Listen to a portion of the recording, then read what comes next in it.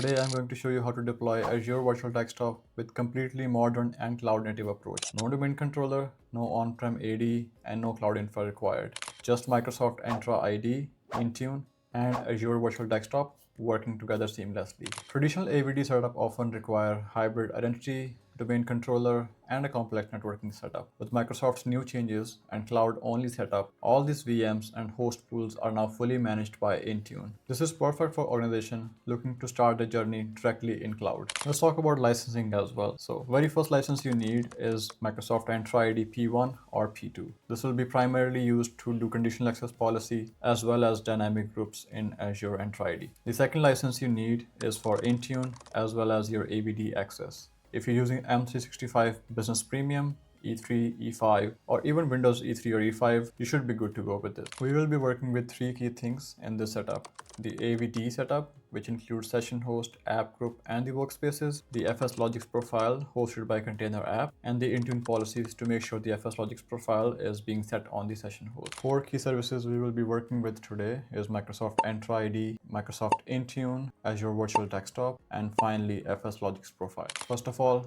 we will be deploying AVD session host with Microsoft Intune managed session without any domain controller whatsoever. The second piece is file share. We'll look at the FSLogix profile container setup and deploy a file share along with proper authentication mechanism. The third and final piece is the Intune policy. We'll look at the Intune policies required not only for FSLogix but also for Kerberos authentication, which will be used for cloud-only users. So inside my Azure account here, I already have a resource group set up. If you have any preferred choice of location, feel free to do so. In here, we already got one virtual network, and there's only one subnet in this virtual network so far, named as SNet AVD session host.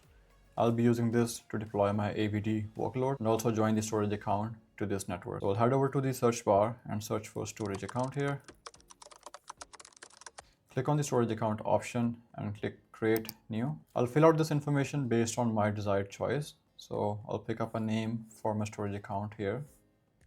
Make sure this name is unique globally. So if you see any error, try to append some of the random characters at the end. We'll pick up storage file share. That's what we need. Always choose premium as you need more speed and the SSD storage for that. I'll keep the LRS for this. Next, I'll move over to the networking tab. One thing you need to change here is enable public access only from specific virtual networks or IPs. So in this case, I'm going to pick up my subnet from the list here.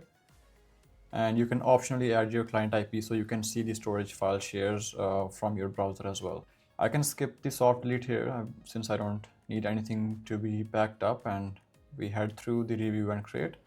And once this is finished, we'll just click on the create button to start deploying the storage account. Now that we have a storage account, let's go and create a FSLogix file share. I'll head over to the file share, click on new file share, and give it the name of FSLogix. One thing to note here for the storage account, since you're going to be charged for the amount of storage you provision, not what you use, so you want to make sure you put something very minimum. I would set 100 GB, which is not exactly GB, but we'll do that, skip over the backup, and finally hit create. So as the storage account is complete, one thing we need to set up is the identity-based access. This is important for the cloud-only access since we will be using this with the AVD and the Intune policy. Click on Not Configured under the Directory Services. What you need to click here is the Microsoft Entra Kerberos. Click on the Setup and toggle this thing on. One important thing with the Kerberos is we need to read this message that Microsoft is saying. After enabling this authentication, you will need to explicitly grant admin consent of the Entra ID. So what this does is the storage account now has its own app registration in your Entra ID. So you need to head over to the Entra ID and do the following. So I'm in my Entra ID in the app registrations, and what I have searched is the storage account. And I can see there's one storage account with the same name that we have just created. So I'll go into that storage account and go to API permissions. And what I need to do is click on the grant admin consent. If you're not global admin of your Entra ID tenant, so make sure you ask somebody so that they can allow this grant. Coming back to your storage account setup, we have to select the default share to enable all the permissions for users. And you have to select a role for contributor. This will allow users to access the storage account and the file share specifically as their profiles get created. Great, let's get to the AVD setup now. I'm going to search Azure Virtual Desktop in my Azure portal. And I'll pick up the first option here called Azure Virtual Desktop. AVD, click on the Create Host Pool button. And I'm going to choose some of the options for my host pool. I'll give it a default name. Location will be same as my virtual network location, so make sure everything is in the same location. For this particular option, I'll be choosing desktop for now. You can also choose to do a remote app and host your applications there. For host pool type, we'll be keeping it pooled for now, which means you can have multiple people logging in into the same machine instead of giving individual users their own personal desktops. For breadth first, we'll keep 3.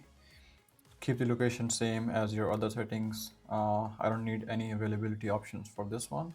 I'll go ahead and pick the latest Windows 11 operating system here. For the size, you can choose to use D2AS or also switch if you want to use a different sizing for your VMs. For number of VMs, I'll stick to 2 VMs for now and switch to premium SSD. The VMs itself will have 128 gigs of OS disk, so that's what you can pick. You can't go anything lower than that. Now comes to the networking and security piece. Make sure you pick up your virtual network. If the VMs are in same location, that's when you will see. The next section is for your virtual networks and subnets. So make sure you pick up your VNet that we already had created and the subnet where you want to host your session hosts. For the network security group, I'll just keep everything to basic for now. And look at the domain to join settings. This is the core piece of the Entra ID and the Intune setup. So I'll pick up the Microsoft Entra ID from this domain join directory option, and then also make sure press the yes for the enroll VM with Intune. For the next section in the virtual machine admin account, pick up any name of your choice and the password for the systems.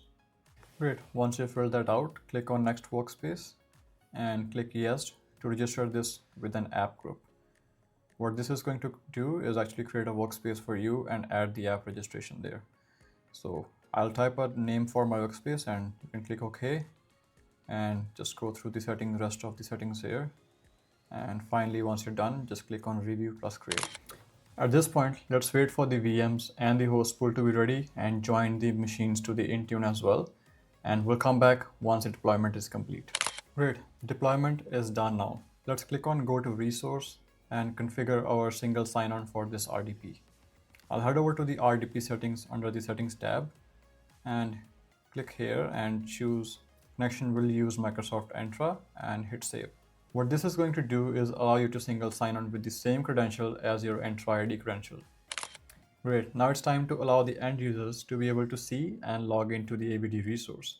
Let's head over to the Microsoft Entra ID and we'll start with the dynamic group creation. I'll start with the AVD group first and then the device group for the AVD. Click on the new group and here I'll choose security group and give it a name of AVD users. These users will be part of the AVD setup that can use the system and see the workspaces. I'll select the members and add the necessary members and finally click the create button. Let's repeat the same steps to create a dynamic group that will add all the session host VM as you start deploying them with the naming convention. Click the new group and in this case, I'll give it a name of AVD session host. Under the membership type, I will pick dynamic devices so that I can define a query of what that looks like. From here, I'll choose a display name. Operator will be starts with. Since we named our AVD session host as AVD-VM, I can simply put AVD-VM and this will capture all the VMs that start with the name of AVD-VM. Finally, click on anywhere on the screen and then click save and create. It's time to head back to the AVD to assign access to these users. Go to application groups inside AVD and click on the application group listed here. Click on the assignment and click add.